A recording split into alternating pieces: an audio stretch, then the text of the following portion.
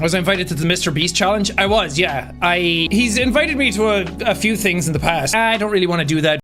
Now, Jack, a completely unrelated question. Do you like MrBeast? No. Jack, do you think MrBeast ruined YouTube? Yes. Now, in all honesty, Jack, why? Because it became more about views, money, and popularity than it did about having fun. You just don't think you had fun playing Squid Games? You don't think you had fun riding on yachts? Building wells in Africa? I don't know. If he had fun doing those videos, they'd be longer. We'd see the fun. Ooh. I thought you were going to get me with that one, didn't you? A year back, calling out MrBeast was straight up social exile on YouTube. Question his content, his business moves, or where the platform was sliding, and boom. You were tagged as bitter, jealous, washed, or can't crack the algorithm energy. There was no middle ground, no soft take, no discussion, just instant labels flying everywhere. Nuance didn't exist back then. You either worshipped what he stood for, or you got brushed off as someone who couldn't keep pace with the new game. But what's wild is how fast that story started falling apart. Because if you actually pause and look at the last 12 months, the awkward lie detector moment, the Ellie controversy, it hits different now. Then came the AI thumbnail backlash and that low-key tension brewing among longtime creators, and suddenly those early critiques don't look like hate at all. They look like warnings. Warnings about where YouTube was drifting. Warnings about what happens when growth becomes the only mission. And warnings about what gets sacrificed when optimization beats originality every single time.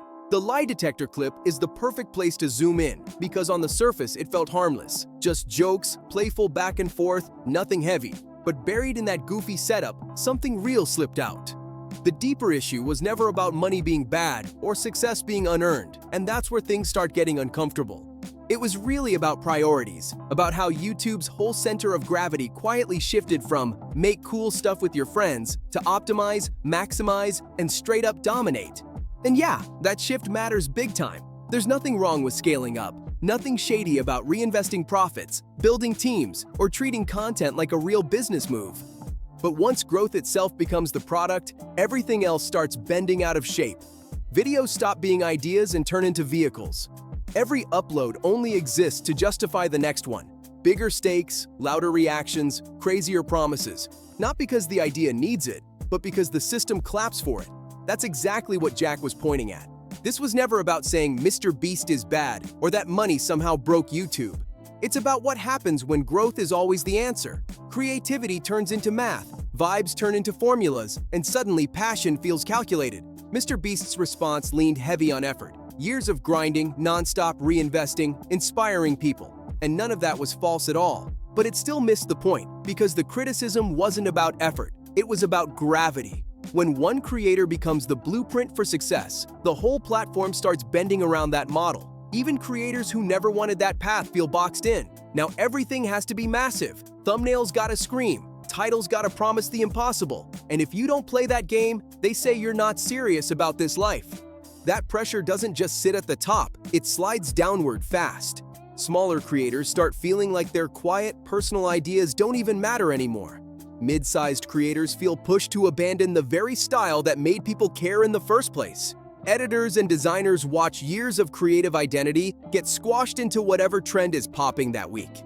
Before long, everyone's chasing the same numbers, using the same buzzwords, copying the same formats, and the platform slowly starts feeling cold and factory-made. That tension was already bubbling under the surface long before Lunchly. Lee just made it impossible to ignore. On paper, Lunchly looked like a flawless influencer product. 3 massive creators, MrBeast, Logan Paul, and KSI, linking up to roll out a modern spin on Lunchables. Cleaner branding, sharper optics, a Prime Mini paired with a Feastables bar on the side. It felt engineered to win from day one. But the real issue wasn't whether Lunchly was slightly better or worse than other options. The problem was the framing. It was pitched as better for kids, while leaning hard on influencer trust instead of clear, upfront nutrition talk. That's where people started feeling uneasy. That's when the mood shifted. Dan TDM's response wasn't loud. It wasn't dramatic. It wasn't aggressive at all. It was just disappointment. A quiet, do better. And somehow, that landed harder than any big expose ever could. Because Dan represents an older era of YouTube, a time when creators weren't chasing empires or domination, they were building communities. And that contrast? Yeah, That hit people right in the chest. Back then, there was a time when marketing toward younger audiences wasn't buried under layers of slick branding and influencer credibility. It wasn't dressed up to look harmless or for their own good. So when Jack stepped in after that, it didn't feel like drama chasing or clout hunting at all. It felt like defense, not of himself, but of an audience that never asked to be marketed to this way in the first place. And that's why the backlash actually stuck. This wasn't just creators going back and forth online. Viewers got involved. Parents paid attention. Longtime fans felt like a line had quietly been crossed. It wasn't about hating influencers. It was about pushing back on the idea that trust is just another asset to cash in on. Just as that controversy started cooling down, the AI thumbnail situation blew everything back open again. There's a new way to make professional-looking viral thumbnails with zero Photoshop experience. And the best part is, this new method works in every niche. Whether you do gaming, cooking, beauty, this works for all of them. From creating custom results from any channel to literally being able to put your face on a thumbnail, it literally feels like cheating. This is the home of the AI tool where you can type in any channel on all of YouTube and it will use it as inspiration for the thumbnail it's generating. So for example, let's say you're MrBeast. You would just type in MrBeast here. Now it's gonna look at all my recent videos and get inspiration from them. And for the prompt, I'm gonna type in stranded on a volcano. And there you go, we now have a thumbnail with me dangling on the side of a volcano. This is perfect for inspiration, and if you do a couple iterations with the system, this is how you can literally generate your thumbnails going forward. The tool was pitched as empowerment, a so-called helping hand for smaller creators. Auto-generated thumbnails, learning from successful channels. Leveling the playing field, they said. But almost instantly, people spotted the darker side. Styles were getting copied, faces were being mapped, logos popped up in promo material without permission. Entire creative identities, things people built over years, were suddenly treated like raw data. That didn't feel like help at all. It felt like extraction. And Jack's reaction was quick and blunt, because at that point, this wasn't even about thumbnails anymore. It was about ownership, about whether creators still controlled their own identity on the platform, or if everything was about to get systemized, automated, and flattened into the same look forever. And that's where this stops being about one person entirely, because MrBeast didn't invent the algorithm. He didn't force anyone to copy his playbook. Nobody was held at gunpoint to recreate the same videos. But when a platform rewards one single model of success, it quietly punishes everything else. Weird ideas, slow burn content, niche communities, small human moments. Those things don't scale cleanly, and when scale becomes the main measure of worth, the soul of the platform starts thinning out fast. This is where the real line gets drawn, not between creators, but between philosophies. One side says bigger is always better. The other says better doesn't always mean bigger.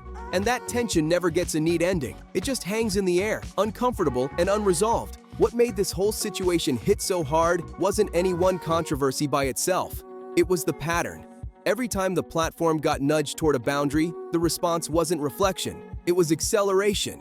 Bigger launches, faster pivots, louder explanations, more polish. And sure, that works short term. But it also creates distance. Distance between creators and audiences. Distance between intention and impact. Distance between what YouTube used to feel like and what it's slowly turning into. The AI thumbnail reversal is actually the cleanest example of this, and to MrBeast's credit, he did pull it back. The tool was removed for new signups. A directory for real thumbnail artists was pushed instead. He even emphasized how much he already spends on human designers, which in YouTube terms is almost unheard of. That was a real course correction, a genuine one. But reversals don't erase instincts, and that's the part that still makes people uneasy. Those moments don't create the instincts, they expose them. The urge to automate, the urge to optimize creativity, the urge to treat style like raw data instead of personal identity. And this isn't some one-person issue at all. This is what happens when platforms reward scale over texture, when everything gets filtered through performance numbers. Even art starts feeling like a machine waiting to be tuned. That's why Jack's frustration never came off fake or performative. It didn't feel like clout chasing for clicks. It felt existential. Jack isn't anti-success. He's anti-sterile. His whole identity online has always been messy, human, inconsistent, sometimes tired, sometimes brilliant. He hits record without knowing exactly where things will land. And that unpredictability, That rough edge is exactly what gets crushed in an environment obsessed with efficiency. So when he looks at a thumbnail factory, a product launch aimed at younger audiences, or an AI system trained on other creators' identities, and says, "This is it, isn't it?" That doesn't sound like jealousy. It sounds like someone guarding the last layer of YouTube that still feels human. That same instinct showed up during the Lunchly fallout too, because Lunchly wasn't just a product issue, it was a trust issue. Influencers promoting food to kids isn't new, but wrapping it in better language while leaning on brand loyalty instead of clear transparency crosses into uncomfortable territory fast. Especially when the creators involved hold massive cultural weight and speak to a young, impressionable audience. That's why Dan TDM's quiet "do better" hit so hard. It wasn't loud, it wasn't hostile, it was calm, disappointed, and grounded. And somehow, that made it impossible to ignore. It wasn't angry, it was disappointed, and disappointment hits way harder than outrage when it comes from someone people genuinely trust. Jack backing him wasn't about piling on or chasing drama, it was about drawing a clear line, saying there's a real difference between monetization and responsibility, and viewers felt that instantly. That part gets underestimated every time. Audiences aren't dumb, they know when they're being marketed to. They know when language is carefully polished to dodge real scrutiny. And once that trust cracks, it doesn't magically glue itself back together, no matter how massive the brand is. And here's the nuance the internet loves to ignore. None of this means MrBeast is some cartoon villain. MrBeast, the person, clearly cares about making the best videos possible. He obsesses over retention. He reinvests nonstop. He funds charity projects at a scale most corporations wouldn't even attempt. He doesn't just talk impact, he tracks it, measures it, and pushes it further. But MrBeast, the model, that's something different entirely. That's a system, a gravity, a blueprint that quietly reshapes the entire platform around itself. How's it going, guys? A week ago, I launched an AI thumbnail tool to help small creators make better thumbnails, and I thought people were going to be pretty excited about it, but I definitely missed the mark. If you open up Twitter, you know what I'm talking about. And so I read all your guys' feedback, and I've been thinking a lot about it, and so we just enacted some changes that I think you guys will find positive. And so going forward, there is no AI thumbnail tool. Anyone from now on that signs up for ViewStats Pro, there will not be the AI thumbnail tool. It just doesn't exist. We pulled it down. And on top of that, I wanted to go one step further to really show artists out there that I care. If you go on viewstats.com, under our more tools section, it will say hire thumbnail artists. And if you click that, it'll take you to a page of artist portfolios where you can commission a real thumbnail artist to make you a real thumbnail. So I care more than any of you could ever imagine about the YouTube community. I mean, obviously I'm the biggest YouTuber in the world, and I don't take that responsibility lightly. And so, you know, it deeply makes me sad when I do something that, you know, people in the community are upset by. And I also want to put out there that I guarantee you, I have spent more money on thumbnail artists than any other YouTuber in the world. I've probably spent more money on thumbnail artists than the top 100 creators combined. I mean, I have a small army of thumbnail artists that work for me. I'm looking to hire more thumbnail artists. So I just want to put that out there, and I have no intention of firing my thumbnail artists or anything. Like, this is, you know, just supposed to help make them more effective and blah, blah. I mean, you know what I'm saying. But regardless, it doesn't matter. The tool's down for future people that sign up for ViewStats Pro. And yeah, now it's a funnel to help artists make more money. So I'm really excited. Go check it out. Hey, go to viewstats.com and click on the Hire the Artist tab, and, you know, go commission real artists, help them make more money. So take care, guys. And when that blueprint becomes the default expectation, everything else starts feeling wrong by comparison. Slow videos feel lazy. Niche content feels risky. Weird ideas feel unscalable. Even authenticity starts needing a pitch deck. That might not be his fault, but it is his shadow. And shadows matter more than people like to admit. Because YouTube didn't just copy his success, it absorbed his values. Then acted shocked when copycat cash grabs and soulless optimization started flooding the platform. The past year didn't prove Jack was right just because controversies popped up. It proved he was right because the platform itself started showing stress fractures. A lie detector moment that exposed the vibes, a kids-focused product rollout that felt tone-deaf, an AI tool that nearly flattened creative identity. None of these moments exist on their own. They're symptoms of the same mindset. When everything revolves around growth, culture becomes collateral damage. Creativity gets squeezed, texture disappears, and suddenly the platform feels less human and more industrial. To be fair, the year also proved something important. Correction is still possible. The AI tool rollback mattered. The artist directory mattered. Even briefly listening mattered. It showed there's still a real person behind the brand, someone willing to recalibrate when the community pushes back. That's more than most corporations operating at that scale would ever do. And that's why this conversation was never about canceling MrBeast. It never was. It's about not letting one format become the only language YouTube speaks. Because YouTube was never meant to be a product Bible. It was supposed to be messy, uneven, personal, a place where fingerprints mattered more than polish. Jack never called for MrBeast to crash and burn. He never wanted failure. What he called for was the rest of the platform to not forget who it is. And that's exactly why, a year later, his criticism doesn't sound bitter at all. It sounds prophetic. Not because everything went wrong, but because enough things came this close to going wrong to prove the warning was real. So let's be clear. This was never about picking sides. It's about recognizing a bigger pattern. When success turns into a formula, creativity becomes fragile. And if YouTube wants to survive as a culture, not just a digital marketplace, it has to protect space for ideas that don't scale cleanly. Because sometimes the best videos aren't optimized. They're human, they're awkward, they're personal, and that's the stuff no algorithm can truly replicate. Drop your honest thoughts in the comments. I actually read them all. If you like this breakdown, hit like, share it around, and subscribe for more deep dives into YouTube drama, influencer controversies, and the uncomfortable conversations nobody else wants to touch. This story isn't over, not even close.